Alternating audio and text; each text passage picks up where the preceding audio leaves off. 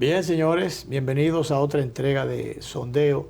Hoy debemos, Danilo, conversar con Guido Gómez Mazara, que tiene un programa al mediodía. Sí. Guido debe estar, supongo yo que debe estar en camino, ¿verdad? Sí, Ale, yo mandé ahí un canasto de flores que me mandaron hoy temprano para ilustrar un árbol de flores. Y entonces, eso tiene un mensajito muy, muy bonito. Eso dice: cada mañana amanecemos de nuevo. Lo que hacemos hoy es lo que importa, el sonido del alma, y dan los buenos días. Yo creo que eso es un buen aliciente para iniciar el día. Hay un árbol de flores de flores coloridas. Multicolores y multivariedad, ¿cómo se llama esto? Porque son de muchísimas, hay rosas, de variedad, hay flores rosas y hay que las rosas son diferentes, las rosas tienen espinas. Sí. Hay flores rosas y pompones. Hay de todo un poco. Sí. Y bueno, eso lo manda mi querido amigo Miguel Calzada, entre los mensajes positivos que él manda a un grupo de amigos, yo entre ellos. Y bueno, yo a su vez aprovecho para masificarlo y mandarlo a todos los televidentes. Y que ciertamente es así, Luis. Tratar de iniciar el día mirando rosa y con pensamiento diverso y con colores es importante. Sobre todo en momentos tan complejos donde hay tantas situaciones de violencia, tantos hechos, tantos acontecimientos. Mira, el tema de la violencia ahí, en el día de ayer, increíble. Amordazaron, asaltaron y golpearon con un tubo a César Díaz Firpo, ex senador, esposo de la actual senadora de su provincia, en un sitio exclusivo, en los Cacicazgos. Exclusivo y con seguridad instalada. Seguridad instalada, cámaras por donde quiera. Yo no sé si... Y hasta una vallita eléctrica. Ahí hay dos cosas, o hay una combinación con la gente que trabaja en la servidumbre del edificio, o alguien relacionado con la misma familia. Porque solo así piensa uno, pueden ingresar a una torre exclusiva donde hay muchísimas limitaciones hay dos puertas, una para entrar al túnel, al parqueo, a los parqueos, y otra para entrar al lobby.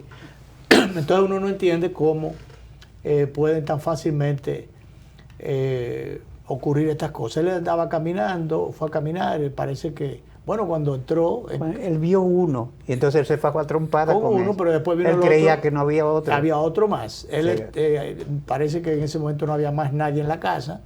Evidentemente no estaba la senadora, su esposa, y aparentemente no había servidumbre tampoco, porque él llegó y se encontró de sorpresa con ese ciudadano allí.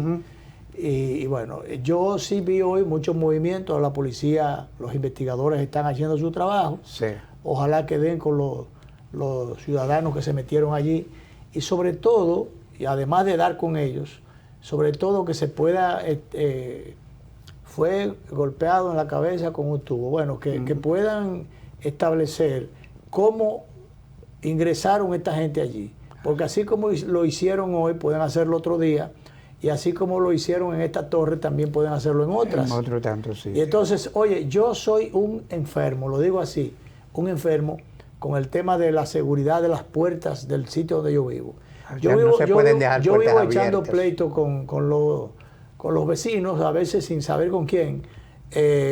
Digo que sin saber con quién, pues a veces uno sospecha de cuál de los vecinos o vecina tuvo el descuido. No el descuido, porque es a propósito que lo dejan así. Algunas veces por descuido, otras veces no. Oye, una lucha tremenda. ¿Por qué si tú vives en un residencial o en una torre donde tiene 3 puertas de salida, la principal y a los lados? ¿Por qué? Debe tener la de adelante cerrada, pero bueno, cualquiera pasa y la deja a cada rato. Yo la cierro 20 veces al día. Si la veo abierta, Si la veo abierta, la cierro. Si la veo abierta, la cierro. Entonces, por uno de los laterales donde, por ese lado, por cierto, entramos muy pocos, tenemos llave por ahí. Entonces, uno de los que tiene llave la deja abierta. Así es. Una vez yo le puse una cadena. Lo estoy diciendo, estoy hablando de cosas que son del vecindario, pero caramba, es que viendo estos acontecimientos, sí, bien. En la torre de al lado, hay 3 torres, en la torre de al lado, la de en medio, se metieron no hace mucho, se metieron a un segundo, tercer piso, se encaramaron por la rejilla, los cierros, se encaramaron, el edificio estaba vacío, se metieron y llevaron unas cosas ahí. Y otras veces se han metido en otros edificios. Sí. Entonces, ¿por qué la gente no tomar esto como una cultura, una cuestión de una norma ya? La cultura de prevención. De prevención. Es fundamental. Y una de ellas, Luis, es esa, no dejar las puertas abiertas. Pero tú te encuentras, Danilo, a veces hasta con dificultades con los vecinos. Y una vez yo le puse una cadena. Y entonces fue mucho gritar y rogar para que, bueno, le quité la cadena. Y se comprometieron a pasar. Yo le puse una cadena, atento a mí. Arbitrario. Y he amenazado con volvérsela a poner. Me aconsejan, no, hombre, no, porque los vecinos, esto es un problema. Pues entonces se resienten. Pero buscando la seguridad, señores. Después cuando el golpetazo viene, entonces vienen las lamentaciones. Y sobre todo porque hay un tipo de delincuencia desenfrenada que ya no tiene prurito en atentar contra la vida de las personas. Claro. Porque el hijo del diputado que asesinaron por quitarle, qué sé yo, las prendas y el efectivo que llevaba, es un ejemplo de eso. Sí, por cierto, vi a una joven que no sé si es madre o... La madre estaba rogando. De uno de los muchachos, de dos. Uno que está preso y que ella dice que es inocente. Que pudiera ser el otro. No, ella dice que es el otro, o sea, ella lo afirma. Ah, bueno, que es el otro, que no es ese. Sí. Bueno, entonces el otro... Pero ahí es fácil, porque no hay que cambiar uno por otro. O buscar el otro, el otro está huyendo. Ella iba a entregarlo con el cura, pero el otro dijo que ella lo estaba traicionando y ha desaparecido. Entonces, el que está preso, ella dice que es inocente, que no tiene nada que ver. Entonces deben soltar ese y buscar el otro, buscarlo donde sea. Así es. Buscar el otro. Entonces, pues yo la veo a ella de rodillas diciendo que por favor, entonces, ¿por qué? Si ella admite que realmente insiste que no fue así, si ya hay la admisión de que y admite que el otro sí participó. Entonces, lo que hay que cambiar uno por otro, pero meter a un inocente allí. Sí, entonces, todo es un cuadro que preocupa, pero sobre todo el padre que perdió a su hijo, un joven útil, estudiado y trabajador y decente. Claro. Entonces, es una pena que estas cosas ocurran. Y entonces es tan difícil, las autoridades están haciendo esfuerzos, pero son cosas que escapan. Pero que debería buscársele la manera de que haya más vigilancia, de que haya más control. Ahí está la señora. Entonces, si ella dice eso, yo creía que no sabía el detallito que era que ella señala que porque además los dos muchachos tienen el mismo nombre. Ah, caray. Entonces ahora están sufriendo no las mismas consecuencias, sino los mismos riesgos, aunque hay uno que está preso y otro que no. Mira, ayer ocurrió la muerte, el mundo conoció la muerte de un gran hombre para los fines, la muerte del líder soviético Mikhail Gorbachev, 91 años, y rindió el hombre. Y rindió mucho, pero realmente para los fines fue un reformador. Habrá quien está o no de acuerdo con algunas cosas, incluso internamente en su mismo partido y en la Unión Soviética hubo gente que no estuvo de acuerdo, pero siempre las transformaciones o las reformas o son odiosas o son tortuosas, por una cosa u otra. Pero él fue el que introdujo la perestroika, entre otras cosas, y la glasnost. La perestroika fue la reforma política, y la glasnost fue propiciar la transparencia en los procesos. La transparencia en los procesos, transparencia informativa, decía, lo que dio paso a lo que se denominó o llamó el comunismo con rostro humano. Pero hay, a propósito de esto, una serie de fechas que son clave en la vida de Gorbachev. Nació el 2 de marzo del 1931. Entonces, dice aquí, fue premio Nobel de la Paz. Sí, porque participó en las conversaciones para el desarme nuclear. Para el desarme nuclear. Y él lo estimuló bastante. Bueno, tanto así que el 9 de diciembre del 87 firmó con los Estados Unidos el primer acuerdo de desarme nuclear en la historia. Entonces, eso dio lugar a que él se le otorgara el premio Nobel de la Paz. Hay otras fechas también históricas para los fines en la vida de él. En 1990 tuvo un atentado fallido en su contra. Un atentado fallido. Después, en el 91, una sonada militar. Empieza el declive de su presidencia. El 24 de agosto del 91 dimite como secretario general del Partido Comunista de la Unión Soviética y pactó con el gobierno interino, pactó un gobierno interino con su sucesor Boris Yeltsin. En definitiva, fue un hombre, él estuvo aquí en el país. El Diario Libre reseña que vino a propósito de la salida, del arranque de ese periódico. Ahí está, aparece junto a Arturo Pellerano, el presidente de la editora, dando dice el Picasso digital del edificio de Unimedia. Picasso digital. Ahora, interesante eso. Sí, no había oído el término. Yo sabía que se daban Picasso en la tierra, pero y palazos también. Sí. Algunos palazos y Picassos que a diferencia del otro Picasso, dejan los efectos como a largo plazo, no sé. Eso es lo que está diciendo la gente. Así es. Que hay que inaugurar, ¿cómo es la cosa? Hay que dar menos Picasso e inaugurar más. Sí. O concluir más. Concluir más. Cosas concretas, ¿verdad? Sí, porque hay una serie de escuelas y liceos y cosas.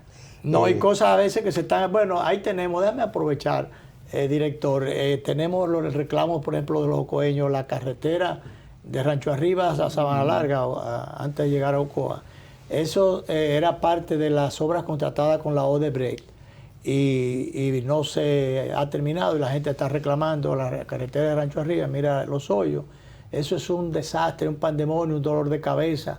Y dice este señor que la cintura, los riñones los tiene desbaratados por todos los hoyos que tiene. Pasa mucho y que ya eso es un problema. Entonces, ese tema, el presidente en algún momento llegó a decir que con Odebrecht o sin Odebrecht eso se iba a hacer, que eso se iba a hacer en poco tiempo.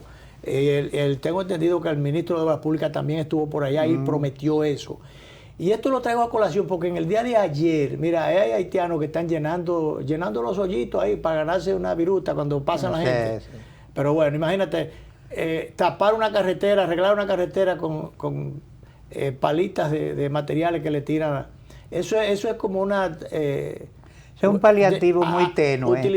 Utilizaron un término ahí como que un cartón de huevo, porque el cartón de huevo tiene mucho hoyo ahí, pero está cerca uno de otro que fácilmente los huevos chocan uno con otro. Así es. Bueno, pero el asunto es, ahí hay una marcha caravana en Ocoa. Esto fue el domingo 14 de agosto. Pero esa es una marchita con relación a la marcha grande que yo sé que se produjo allá, pidiendo el arreglo de esta carretera. Y traigo esto a colación porque el ministro de Obras Públicas justamente en el día de ayer me mandaron... Bueno, ayer él estaba en un programa de la mañana y entonces le preguntaban que por qué, si se había anunciado 50,000 veces, se anunció la campaña, se anunció después de la campaña, a llegar al gobierno, siguiendo el gobierno y todavía en el gobierno, y a 2 años de gobierno, a mitad de gobierno, y entonces es el tema de la rotonda de la 27 de febrero con Isabel Aguiar, con 6 de noviembre, por ahí, que cuándo van a resolver eso. Entonces él dice que tanto en esto, de ahí se fue a Ocoa, y dice, tanto en esto como en el tema de Rancho Arriba, hay un tema de carácter legal, que cuando que se resuelve ese tema, es un tema legal, porque entonces le quitaron finalmente las obras a la Odebrecht, el acuerdo estaba con ellos, aparentemente ya le habían dado un dinero, o no sé bien cómo es que... Digo, no, porque lo de Odebrecht trabajaba fiado, era. Yo no creo que le hayan dado dinero. Así Parece era. Que no. Ella resolvía y después cobraba. Una constructora y después cobraba. Eficiente. Entonces, pero no sé, que hay un tema legal, es quitársela una para dársela a otra, pero mientras tanto el pueblo está sacrificado, porque no se están haciendo las cosas con la celeridad que deberían. Eso de la 6 de noviembre es una desgracia. O sea, desde el punto ese, ¿cómo que se llama eso? Pintura. Pintura, que es más popular. Eso es una... Yo te digo, yo paso por ahí a cada rato, casi siempre los fines de semana. Que se prometió un Suniver ahí. Sí, entonces después se dijo ahora se dijo que ya no va a ser por abajo. Ahora es por arriba. Que va a ser por arriba, porque abajo pasan unas tuberías grandísimas de acueducto, que entonces sustituir aquello va a ser un tremendo dolor de cabeza, porque va a bloquear el servicio durante un tiempo y es bastante tortuoso. Eso es lo que ha dicho, yo oí de boca del actual ministro de Obras Públicas, esa respuesta, que van a preferir una cuestión por encima. Pero mira, por encima, por abajo, por en medio, por donde le dé la gana, pero que lo hagan. Pero debe ser. Que lo hagan, porque, porque sería un elevado de hoja de trébol de eso. Danilo, eso está prometido desde cuando Diandino Peña era ministro de Obras Públicas, que yo creo que ha sido el mejor ministro que ha pasado por ahí. Por la dinámica que él, fíjate cómo lo hizo con el metro, con la dinámica que él le imprimió a Obras Públicas.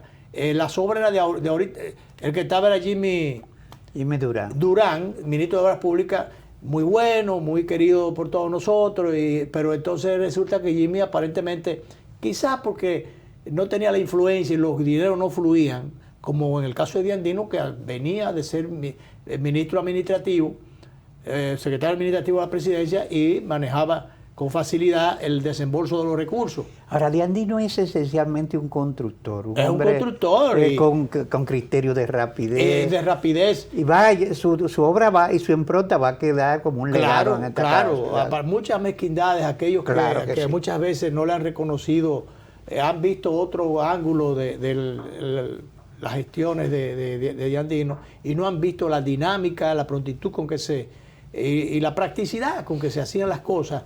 Yo recuerdo que cuando a él lo designaron ministro de Obras Públicas,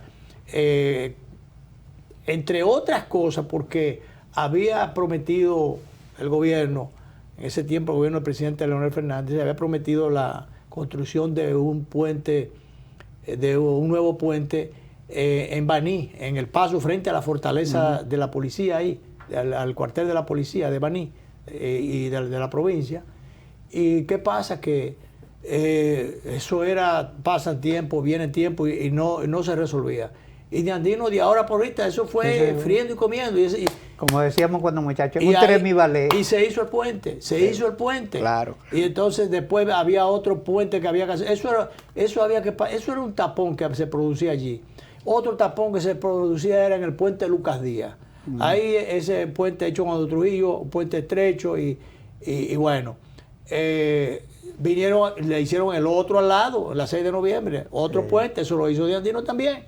Y entonces, es que te digo, se hicieron muchísimas cosas que yo creo que, y mira que el secretario actual, el ministro actual de Obras Públicas está trabajando bien, porque esa es una posición bastante complicada, porque tiene la obra, los problemas y los compromisos del país entero. Así es. Del país entero. Pero debería ser como se dijo, que con Odebrecht o sin Odebrecht, eso se iba a resolver. Bueno, el presidente dijo eso, señores, cuando la palabra del presidente está embargada, está empeñada, hay que hacer lo que sea, y por encima de quien sea y de lo que sea.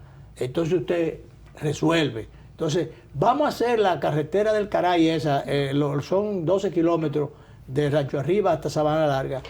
Y que después el golpe dirá, el tiempo dirá cómo se va a resolver. Pero mientras tanto, hacer eso, que lo hagan con recursos de obra pública, que se lo asignen a otro, que lo haga quien sea, pero que lo hagan. Pero eso hay que hacerlo. Igual que hay que terminar una gran cantidad de liceos inconclusos.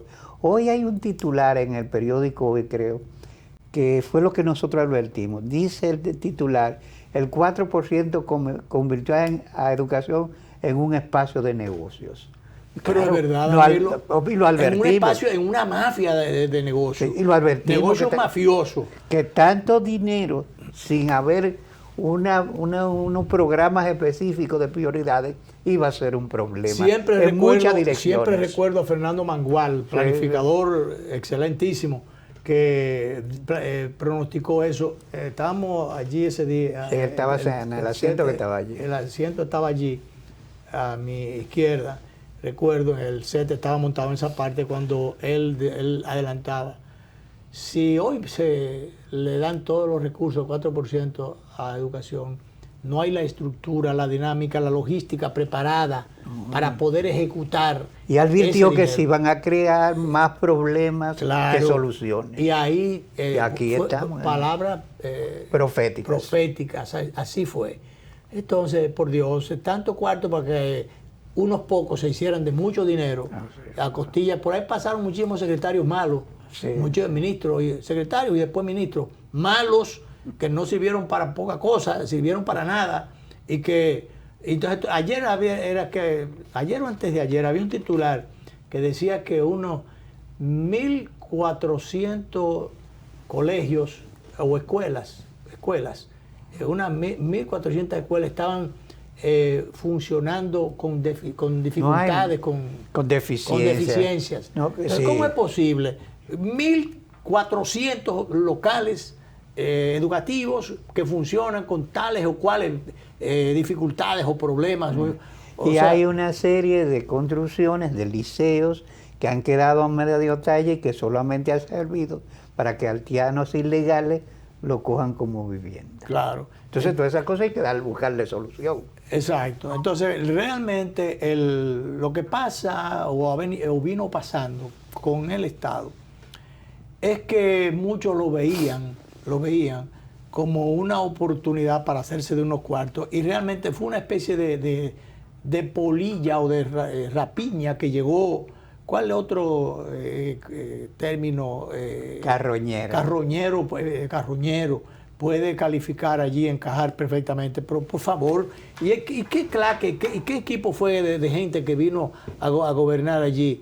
Entonces, por eso hay un compromiso del presidente con la transparencia, hay un compromiso con el Ministerio Público también, y con un equipo de gente que le prometió, le ofertó al país un comportamiento diferente, porque allí había gente que hizo muchísimas diabluras, algunos de ellos están pagando, hay muchísimos por ahí que están envalentonados, hablando disparate y amenazando y todas esas cosas. Entonces, señores, respaldemos a los que se están echando muchísimas cosas encima, muchísimas responsabilidades. Por ejemplo, el magistrado Camacho, que es uno de la trilogía que tiene la carga más pesada, ayer cuando estaban conociendo el cambio de medida de coerción a Alexis Medina, hermano del perínclito, en este caso de San Juan, Danilo Medina. Y a otros encartados. Pues proclamó que había que ser cauto cuando se es látigo, ser cauto cuando se es látigo, porque si en algún momento... porque si en algún momento puede ser tocar ser espalda. Sí. Entonces que yo no sabía esa partecita, que él llegó a decirle, pero eso es una amenaza. Camacho reaccionó y dijo, pero eso es una amenaza. Y ciertamente esas palabras, o sea, ser cauto cuando te toque ser látigo, porque mañana o en otro momento te puede tocar ser espalda. Una de las hermanas que los látigos se te peguen en la espalda. Una hermana de Danilo, que estaba ahí en forma airada y desaforada, le dijo que sí, que era una amenaza. Entonces, como era una amenaza, debieron trancarla a ella también. Oye, yo no sé si ella era una que merecía tranque, porque hubo una que hay una que está encartada con prisión domiciliaria. Y le dieron prisión domiciliaria por una condescendencia, por la condición de dama y de qué sé yo. Pero si fue ella que bolseó, no sé si fue otra. Entonces, porque ese tipo de cosas, eso es una provocación. Sí, y eso es innecesario eso. Innecesario, imprudente y torpe. Porque si se está conociendo la medida de coerción, que yo estoy de acuerdo. Yo no estoy de acuerdo con lo que él hizo. Él hizo muchísimas tropelías Uno se queda corto cuando utiliza el término tropelía, porque él usó y abusó de la condición de hermano, de ser hermano del presidente de la República, para hacer cuantas diabluras se le ocurrió en la administración pública, en distintas oficinas. Quitaba y ponía gente, quitaba y ponía generales, manejaba áreas importantes del Ministerio de las Fuerzas Armadas, tenían un par de generales que eso eran permanentes jefes de esas áreas. Agredía áreas protegidas. Sembraba y agredía áreas protegidas donde no se podía sembrar, él lo hacía. Entonces, todas esas cosas. Pero, señores, se le metieron lo que correspondía a medida de coerción, prisión, 18 meses. Pero dice el librito, que cuando se cumplen los 18 meses, si no hay una acusación formal, y ya se va a juicio de fondo, entonces la gente se tiene que ir para su casa. Incluso a él fácilmente pudieron cambiar la medida por el grillete y por el impedimento de salida, una cuanta de cosas, y ni siquiera prisión domiciliaria, digo yo.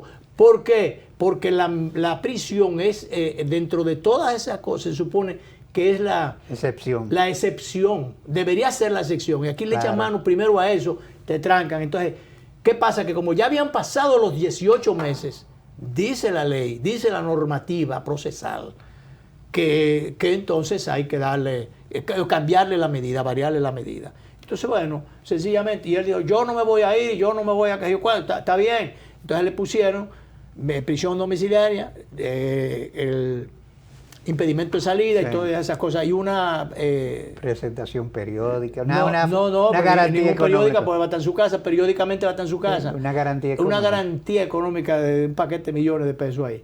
Entonces, que alguna gente ha estado criticando como que se cambió una cosa por otra y que esto fue negociado, porque el presidente de la República se encontró con el expresidente Medina el otro día en la funeraria de San Cristóbal a propósito de la muerte de la madre del exministro Temístocles Clemontá. Señores, los presidentes y los amigos y los no amigos se encuentran en la funeraria todos los días. Se ha dado, Luis, sobre ese tema, se han producido un mar verdadero de especulaciones que uno no sabe. Pero la gente que piense lo que le dé la gana, porque lo primero es, Danilo, si los dos presidentes o expresidentes se encuentran, se tienen que saludar. Obviamente. Se tienen que saludar.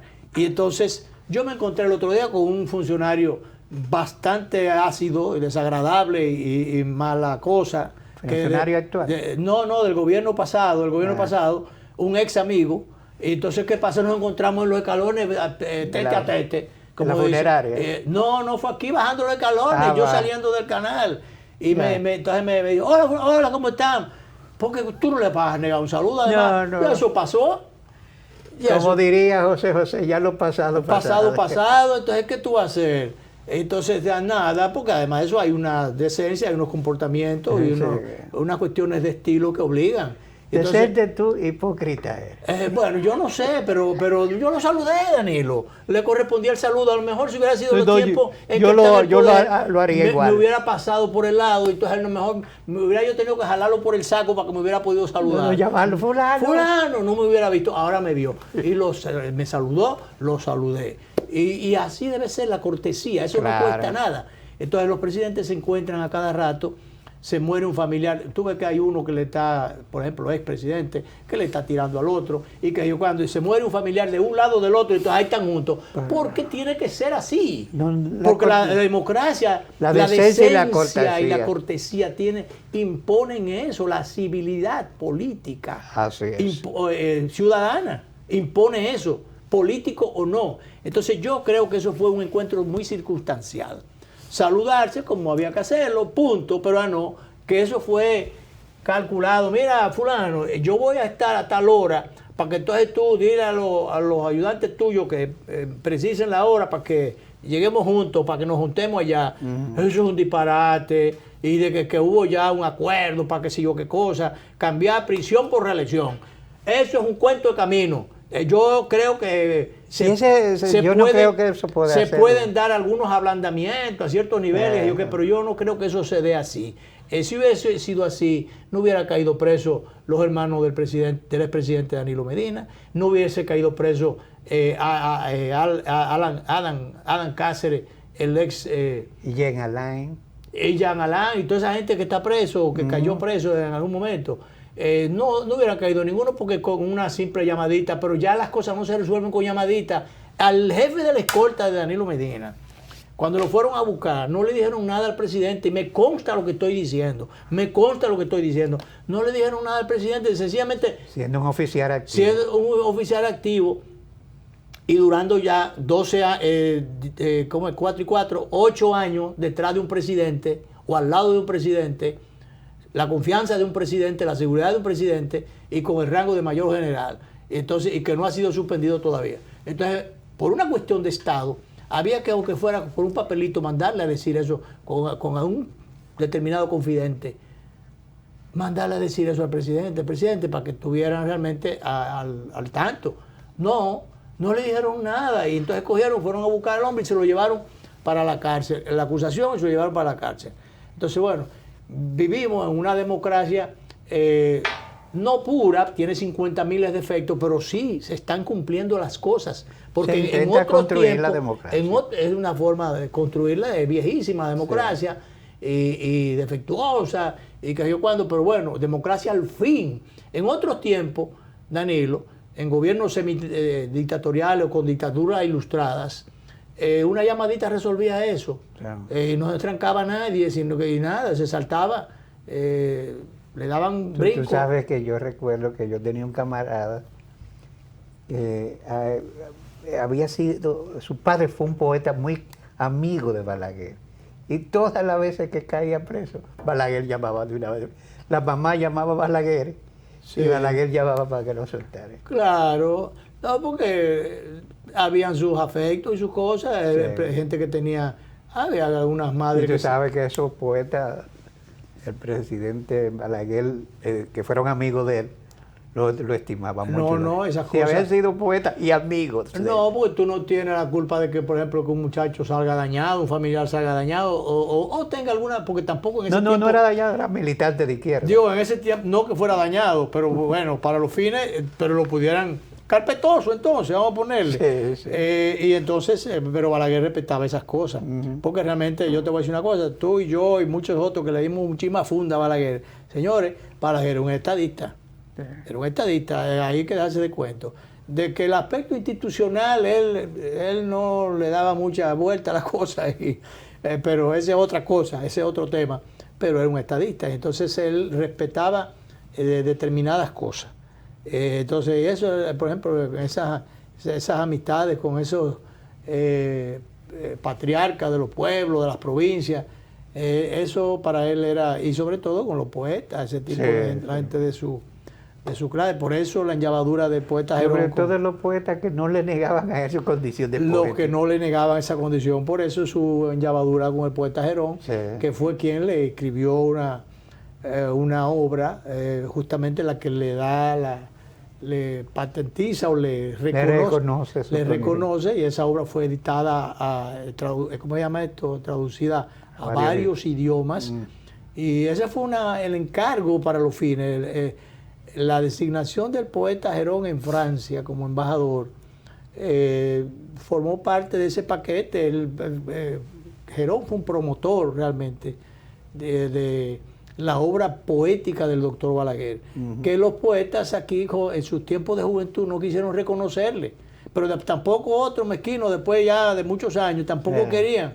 Entonces el doctor y además, porque el mismo Balaguer reconoce que en un momento él colgó la lira, porque él dice que él se negaba a empuercar el verso escribiéndole los a Trujillo con poesía. Bueno, dice, yo embalduné mi prosa, más mis versos quedaron limpios. Sus versos quedaron limpios. Entonces, pero el asunto, su tema con los poetas fue cuando él era joven, cuando no le reconocían a él que penetrara ese universo. Sobre todo el círculo de Santiago. O a ese círculo. Donde él estaba trabajando en la información en ese momento. Por eso eso lo animó entonces a escribir la Tebaida lírica, que fue una crítica a los poetas, a los cuales él catalogó de borricos, de burros. Dice yo que él gozaba con oírlos rebuznar. Entonces, de manera que algunas para los fines de sus obras, de sus creaciones, de esos poetas, para los fines, lo que hacían con ellos era rebuznar a la luz al decir del entonces joven poeta Joaquín Balaguer.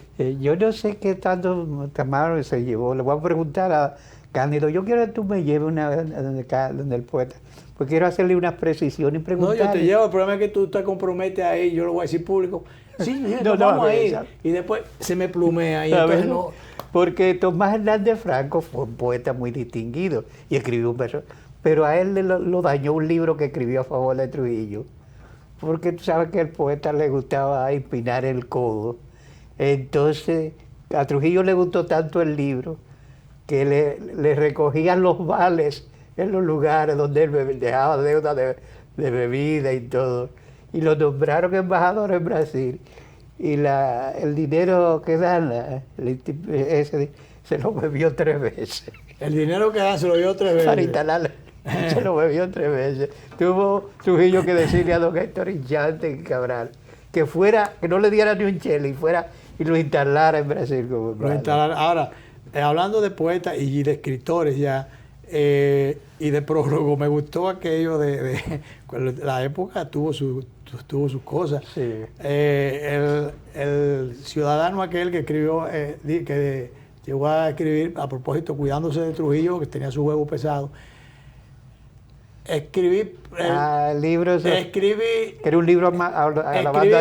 escribí prosa, más no leí libro. Escribí prólogo. Prólogo, pero más no leí libro. O sea que, porque se filtraba una crítica a Trujillo ahí y él, temiendo perder la lengua, hace la aclaración rápido. Escribí prólogo, más no leí libro. Director, vámonos a la pausa.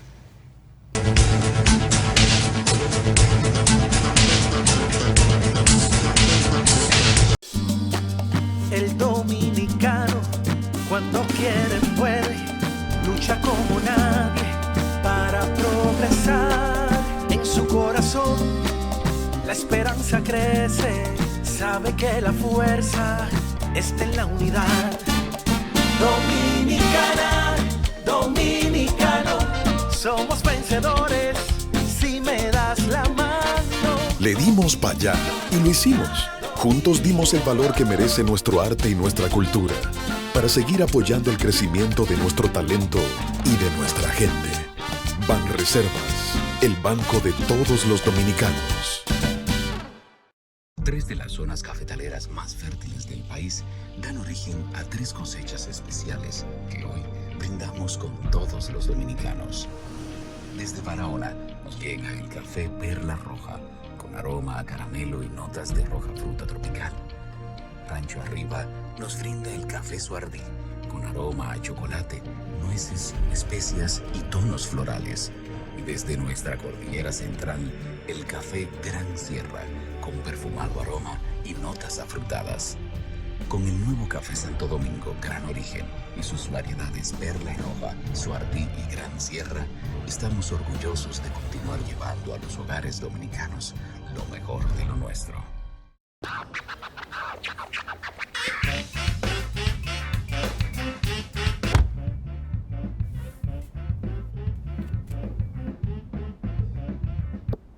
Psst. Hey, ¿tú estás buscando un vehículo usado? Como yo, ¿verdad? Oye, conmigo tú vas a vivir kilómetros de grandes aventuras, porque es que yo estoy equipado con un sensor de emociones. Y ese asiento de ahí atrás, ese tiene capacidad para muchísimas risas. Y si me miras por fuera, verás que tengo felicidad de fábrica. Móntate hoy en un vehículo con cientos de historias emocionantes y suma las tuyas en nuestra Feria de Vehículos Usados Popular. Popular, a tu lado siempre. Hoy entregamos directamente 365 títulos ya a nombre de los beneficiarios finales que impactarán positivamente en igual número de familias. Hoy todos ustedes conquistan un derecho que por siempre fue suyo, pero que nadie les había reconocido. Y hoy, con enorme placer, con orgullo y con satisfacción, este gobierno, que es su gobierno, se los reconoce, los escucha y desde ahora va a proteger todos sus derechos. Nosotros podemos darle gracias a Dios, porque siempre hay que ponerlo primero, que nos ha dado un presidente como el señor Luis Abinader Corona, que lo tenemos o lo tienen valorado como el mejor presidente de América Latina, y hoy nosotros nos damos cuenta de que eso es verdad.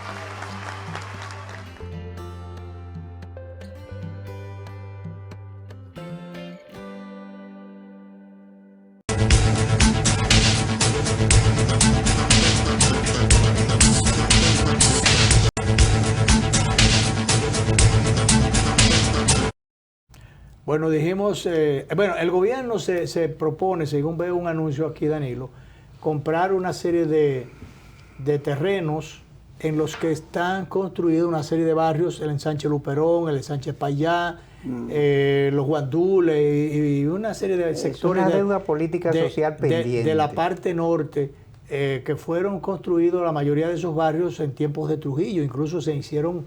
se establecieron proyectos habitacionales oficiales específicos por parte del gobierno, y entonces eso para los fines eran tierras privadas, no se definieron las cosas, yo no sé si las declararon de utilidad pública, pero una buena parte de esas tierras, la parte norte de la ciudad, era de los Vicini, o sigue siendo de los Vicini. Entonces después se estableció un negocio donde había que comprarle directamente a ellos, y entonces uno de ellos abrió una oficina con esos fines. Te desfichaban, y entonces una vez desde Sabica, por ejemplo, para los fines del ensanche Luperón, y que manejaba, a través de ahí era que se manejaba. Y el Simón Bolívar. Y Simón Bolívar y demás. Y ¿cómo se llama el otro?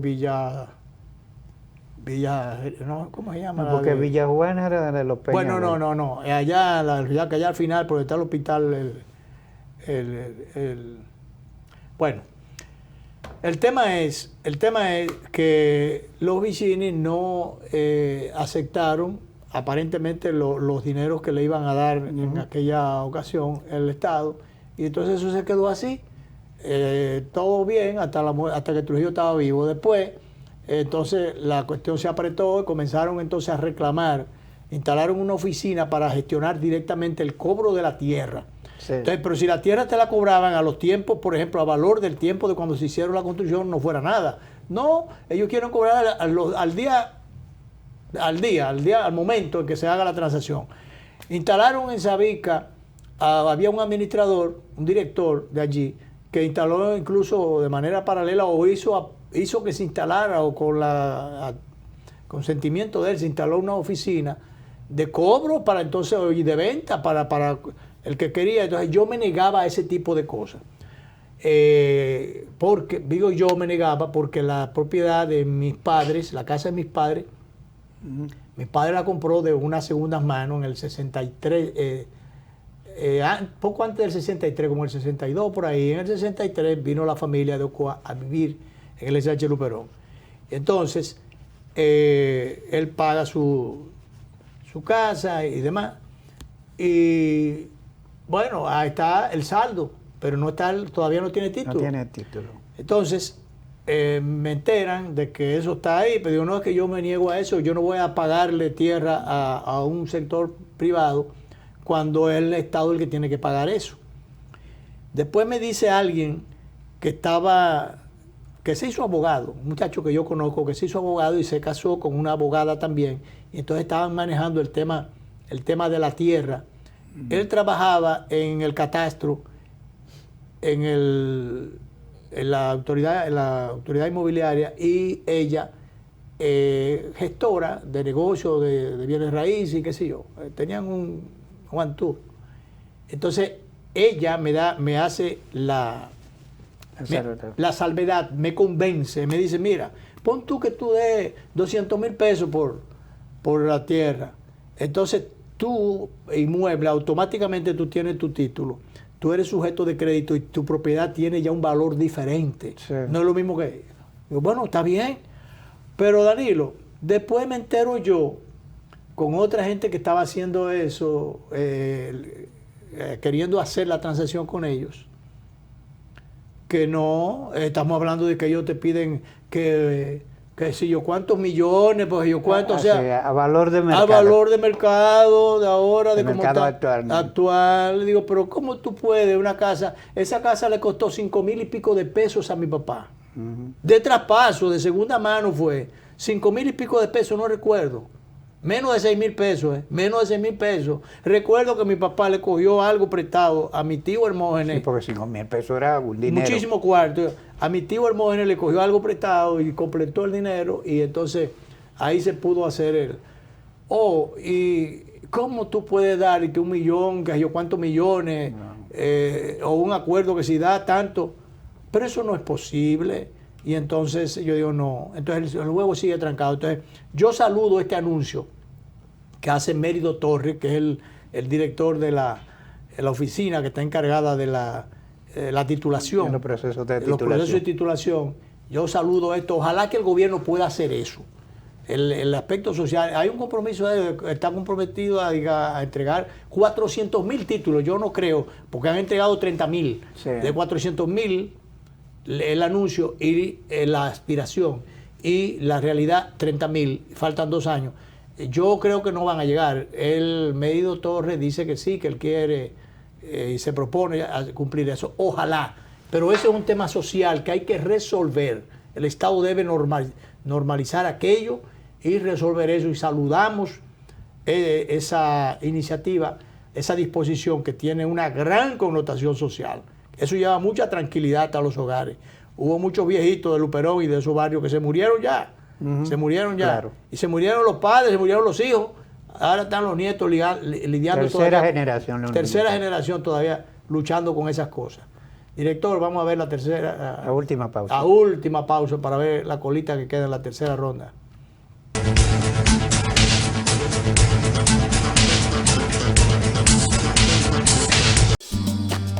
El dominicano, cuando quiere puede, lucha como nadie para progresar.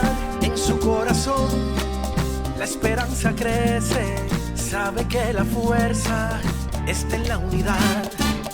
Dominicana, dominicano, somos vencedores si me das la mano. Le dimos para allá y lo hicimos. Juntos dimos el valor que merece nuestro arte y nuestra cultura para seguir apoyando el crecimiento de nuestro talento y de nuestra gente.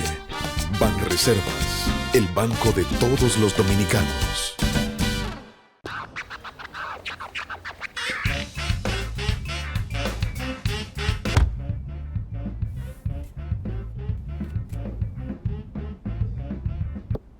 Psst.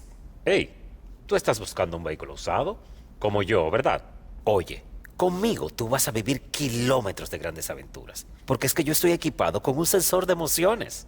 Y ese asiento de ahí atrás, ese tiene capacidad para muchísimas risas. Y si me miras por fuera, verás que tengo felicidad de fábrica. Móntate hoy en un vehículo con cientos de historias emocionantes y suma las tuyas en nuestra Feria de Vehículos Usados Popular. Popular, a tu lado siempre. Hoy entregamos directamente 365 títulos ya a nombre de los beneficiarios finales que impactarán positivamente en igual número de familias. Hoy todos ustedes conquistan un derecho que por siempre fue suyo, pero que nadie les había reconocido. Y hoy con enorme placer, con orgullo y con satisfacción, este gobierno, que es su gobierno, se los reconoce, los escucha y desde ahora va a proteger todos sus derechos. Nosotros podemos darle gracias a Dios, porque siempre hay que ponerlo primero, que nos ha dado un presidente como el señor Luis Abinader Corona, que lo tenemos o lo tienen valorado como el mejor presidente de América Latina, y hoy nosotros nos damos cuenta de que eso es verdad.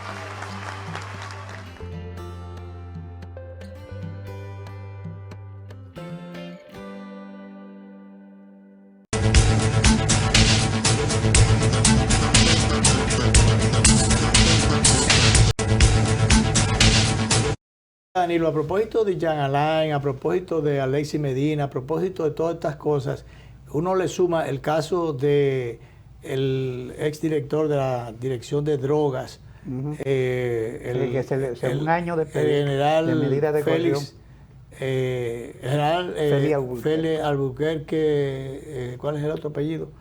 Comprés. Ya hoy le aprobaron un año de medida de coerción, de prisión, medida de coerción, y entonces estaba el tema de definir de dónde lo van a meter en prisión, a dónde debe guardar prisión. Entonces oía la turba multa, alguna gente pidiendo... Una hermana, sobre todo una hermana de la víctima. Sí. Pedir que lo lleven a una cárcel común, a una celda. Eso no puede ser. Eso no puede ser, eso no es posible, porque además hay a los servidores públicos, buenos o malos, como tú quieras, como tú lo quieras ver, tú tienes que garantizarle, ofrecerle una seguridad.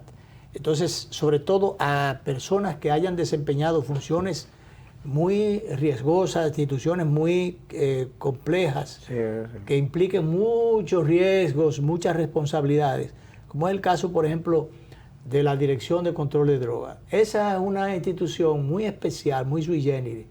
El que está allí va a jugarse, se juega la faja todos los días, se la juega con la gente ligada a los intereses que tiene que enfrentar, se la juega con los que desde adentro pudieran actuar en complicidad y pudieran tratar de meterte el pie para que tú fracases. Y con muchísimas cosas. Tiene muchos enemigos, gratuitos o no, el que llega y pasa por una posición como la Dirección de Drogas. Entonces tú no puedes, o por una fiscalía, por ejemplo, o una procuraduría, tú no puedes venir y tirárselo a la jauría. Ni un juez que haya... Ni un juez no puede hacer eso. O un juez también que haya tenido, tenido un problema. Que haya tenido que enfrentar casos serios, que tú sabes que las decisiones son o a favor o en contra. Claro. Tú no puedes darle una posición. Hay irresponsables que han dado decisiones así, pero la mitad para un lado y la mitad para el otro. Pero bueno, sencillamente los casos y las cosas se deciden, se resuelven y se da ganancia de causa a una parte y la otra parte pierde. Entonces esas son ronchas, son intereses, son callos que tú pisas, y entonces sobre esa base es un disparate pedir que, familia o no, pedir que a este señor lo lleven a una prisión pública. En otro momento, y por eso se modificaron las normativas, se llevaban a los militares para los cuerpos a su institución y los protegían, o desde allí sencillamente le ponían una alfombra para que... Sí. Yo supongo que debe haber en estos momentos un espacio en Najayo, porque ahí mandaron a Félix Compré y a otra... Y allí hay otra gente, otros generales, está Rubiú, está el general Cáceres. Entonces, o sea que realmente allí puede perfectamente habilitarse, y en un área donde incluso se puedan ellos estar en compañía. Eso sí puede ser, pero no venir de que a mandárselo a la jauría. Usted no puede hacer eso es sumamente peligroso. Señores, nosotros, que no somos baúles de nadie, teníamos de invitado a Guido Gómez Mazara. Guido tiene un programa al mediodía. Guido es político. Y entonces hay políticos serios y políticos que no son serios. Hay políticos que faltan a la palabra, otros que no. Hay políticos que a veces se le presentan cosas, pero por lo menos yo, cuando hay una ausencia con excusa, yo la acepto, no hay problema. Pero cuando es una ausencia sin excusa, yo no sé. Pero Guido, hay gente a la que se le falta pero hay gente a la que se le hace un esfuerzo para no faltarle. Sobre todo si ha sido amigo dedicado. Entonces yo no sé, pero Guido me debe una excusa de por qué no vino al programa y no llamó. Ausente Guido Gómez, se me olvidó ahorita poner la silla, ausente sin excusa. Todavía no hay tiempo, director, de ponerse un minutito. Ausente sin excusa. Guido Gómez Mazara, invitado. Guido Gómez Mazara, ausente sin excusa. Entonces, él terminó el programa, el programa de él, que es al mediodía, como 8 o 10 minutos antes le daba tiempo a llegar aquí. Claro. Entonces, no sé. Entonces, ¿por qué es que hay gente a los programas, a los que son boca dura, que no le faltan, que no se le quedan? Bueno, pero entonces, como nosotros nos preciamos de ser respetuosos, caballerosos, corteses y qué sé yo, qué más. Civilizados y pacientes. Entonces, pero no, así no, Guido. Así no, Guido ya tiene el voto en contra mío. Entonces, bueno, nos vamos, director.